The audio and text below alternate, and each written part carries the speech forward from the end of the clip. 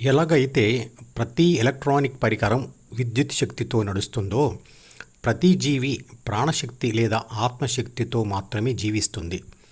ప్రతి ఎలక్ట్రానిక్ పరికరంలో అది చేయవలసిన పని సూచనలను ఒకచోట దాచి ఉంచుతారు. ఆ పరికరం ఆ సూచనలను పాటిస్తూ పనిచేస్తుంది. అలాగే సృష్టించబడిన ప్రతి జీవి తన జీవిత కాలంలో చేయవలసిన పనులైన శరీర రక్షణ, పోషణ మరియు పునరుత్పత్తి పనుల సూచనలను జీన్స్ పుస్తకంలో లేదా ప్రాథమిక మనసులో రాయబడి ఉంటాయి. ఎలక్ట్రానిక్ పరికరం చుట్టూ ఒక ప్లాస్టిక్ లేదా మెటల్ కవర్ అంటే శరీరం ఉంటుంది. అలాగే ప్రాణశక్తి మరియు ప్రాథమిక మనసు కలిసి ఉన్న జీవి చుట్టూ జ్ఞానేంద్రియాలతో కూడిన ఒక శరీరం ఉంటుంది. ఎలక్ట్రానిక్ పరికరంలోని విద్యుత్ శక్తి ఆ పరికరంలోని సూచనలను చదివి వాటి ప్రకారం పనిచేస్తుంది. అలాగే ప్రతి జీవిలోని ఆత్మశక్తి తన జీన్స్ పుస్తకంలోని సూచనలను చదివి అన్ని పనులు చేస్తుంది. మలినమైన ఆత్మశక్తి అంటే ఏమిటి? ఏ శక్తికైనా ఏ సూచన లేదా ఉద్దేశం కలపకపోతే అది పరిశుద్ధంగా ఉంటుంది. ఆత్మశక్తి ప్రాథమిక మనసు పుస్తకమును చదవడంతోటే దాని సహజత్వంను కోల్పోయి మలినమైపోతుంది. మలినం చేస్తున్నది ఏదైనా ఆ శక్తికి శత్రువే అవుతుంది కదా. అందుకే ప్రాథమిక మనసులోని 3 బాధ్యతలతో కూడిన 6 గుణాలను అరిషడ్వర్గాలు అంటే శత్రువర్గాలు అన్నాడు కృష్ణుడు. ఉదాహరణకు, నిర్భయంగా ఇంట్లో ఉన్న మనిషికి ఆ ఇంట్లోనే విషసర్పం ఉంది అని రాసి ఉన్న డైరీ చదవగానే అతని ధైర్యం మలినమైపోయి భయం మొదలవుతుంది కదా. అలా నిర్లిప్తంగా ఉండే ఆత్మశక్తి తన నిర్లిప్తతను అంటే స్వభావాన్ని కోల్పోయి ప్రాథమిక మనసులోని 3 బాధ్యతలు 6 గుణాలు పొంది తరువాత అహంభావనను పొంది ప్రాపంచిక ఆత్మగా మారుతుంది. అంటే అది ప్రపంచం వైపు మళ్ళుతుంది. భూమి ఆకర్షణ శక్తి, అయస్కాంత శక్తి, అణుశక్తి మరియు విద్యుత్ శక్తి లాగా ఆత్మశక్తి కూడా సంపూర్ణమైన స్వచ్ఛమైన శక్తి స్వరూపం.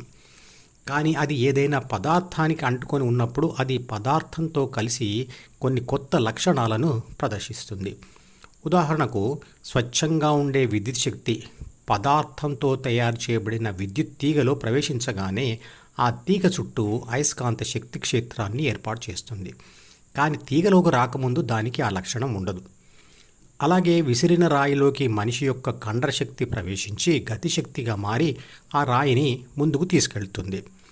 అంటే పరిశుద్ధమైన కండరశక్తికి రాయిలోకి ప్రవేశించి ముందుకు తీసుకెళ్ళు అనే సూచన ఇవ్వబడింది. కానీ శరీరంలో ఉండగా ఆ కండరశక్తికి మనిషిని ముందుకు తోసుకుంటూ తీసుకుని వెళ్ళే లక్షణం ఉండదు కదా.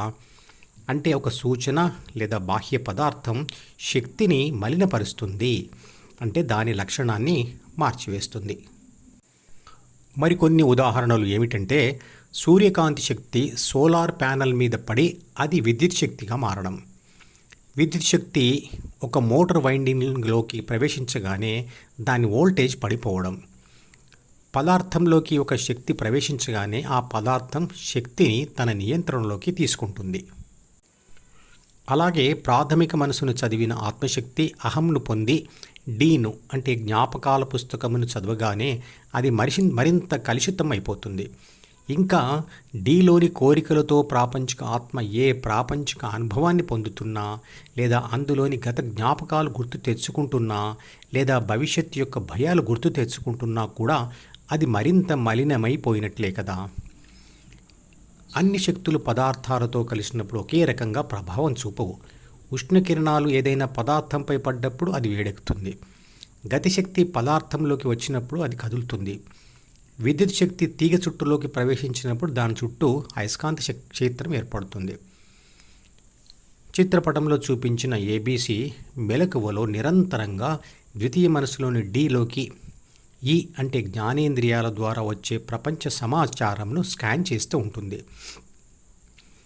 ఎలాగైతే సీసీటీవీ వీడియో స్క్రీన్ అనేది ఫీల్డ్లో ఉన్న అన్ని కెమెరాలకు కనెక్ట్ అయి ఉంటుందో, అలా డి అనే స్క్రీన్ లేదా తెర అనేది 5 కెమెరాల లాంటి 5 జ్ఞానేంద్రియాలకు కనెక్ట్ అయి ఉంటుంది. సీసీ కెమెరా సిస్టంలో కెమెరాలకు సంబంధించిన విభిన్న దృశ్యాలు ఎలా ఒకేసారి తెర మీద కనబడుతుంటాయో, అలాగే ఆ 5 జ్ఞానేంద్రియాలకు సంబంధించిన విషయాలు కూడా డి యొక్క స్క్రీన్ మీదకు వస్తుంటాయి. డి యొక్క ఆ 5 విండోస్లలో 5 విభిన్న విషయాలు ఒకేసారి వస్తూ ఉన్నా ఏబీసీ మాత్రం ఒకసారికి తెర మీద ఒక విషయం మాత్రమే దాని మీద మాత్రమే ధ్యాస పెట్టగలుగుతుంది. బాహ్య ప్రపంచాన్ని జ్ఞానేంద్రియాల ద్వారా అనుభవించడం అంటే ఇదే.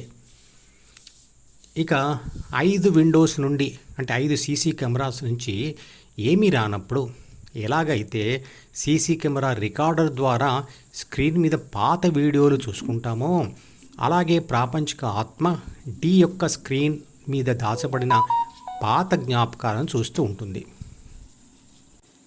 ఆలోచించడం అంటే ఇదే. అంటే అదే స్క్రీన్ మీద 5 జ్ఞానేంద్రియాలు పంపిస్తున్న ప్రస్తుత ప్రపంచ సమాచారాన్ని మరియు గతంలో అవే 5 జ్ఞానేంద్రియాల ద్వారా సేకరించిన పాత సమాచారాన్ని కూడా చూసుకోవచ్చు. అనుభవించడం మరియు ఆలోచించడంలకు ఉన్న తేడా ఇదే. అనుభవించడం మరియు ఆలోచించడం రెండూ ఒకేసారి జరగవు. అవి ఒకదాని తర్వాత ఒకటి జరుగుతాయి.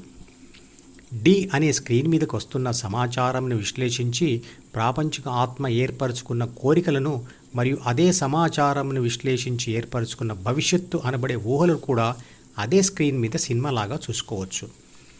అంటే అదే స్క్రీన్ మీద గతం యొక్క బాధలు, ప్రస్తుత ఉద్వేగాలు, భవిష్యత్ భయాలు అన్నీ చూసుకోవచ్చు. డి అనే స్క్రీన్ మీద నుండి ఏబీసీ ధ్యాస మళ్ళినప్పుడు దానికి గతం యొక్క బాధలు, ప్రస్తుత ఉద్వేగాలు, భవిష్యత్తు భయాలు ఏవీ కలగక ప్రశాంతంగా ఉంటుంది. ధ్యాస పెట్టిన సందర్భాలలో అది తన సహజత్వాన్ని కోల్పోతుంది, అంటే మలినం అవుతుంది.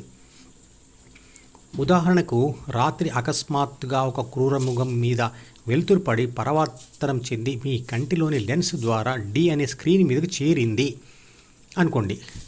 ఆ దృశ్యాన్ని చూడగానే అంతవరకు ప్రశాంతంగా ఉన్న మీలో కంపనం లేదా స్పందన లేదా ఉద్వేగం కలిగి దాని ద్వారా ఒక నిర్ణయం కలుగుతుంది. ఆ వైబ్రేషన్ అంటే ఆ ఉద్వేగమే తన సహజత్వాన్ని కోల్పోవడం లాంటిది లేదా మలినం కావడం అంటే ఇదే. ఆత్మ తన సహజత్వాన్ని పొందాలంటే భూత భవిష్యత్ వర్తమాన విషయాలను వదిలివేయాలి. ఇవన్నీ డీలో ఉంటాయి. అందువల్ల దానినే వదిలేస్తే ఆ ఆత్మ తన సహజత్వాన్ని పొందుతుంది. అలా మనసును వదిలివేయడానికి చేసే ప్రయత్నమే ధ్యానం. మధుపదం యూట్యూబ్ ఛానల్లోని ప్రతి వీడియోకి ఒక నెంబర్ ఇవ్వబడింది. 1వ నంబర్ వీడియో నుండి మొదలుపెట్టి వరుసగా చివరి వీడియో వరకు చూస్తేనే ఆత్మశాస్త్రం సంపూర్ణంగా అర్థమవుతుంది. ఈ వీడియో డిస్క్రిప్షన్లో ఉంచిన మధుపదం ప్లేలిస్ట్ లింక్ ద్వారా అన్ని వీడియోలు వరుసగా చూడవచ్చు.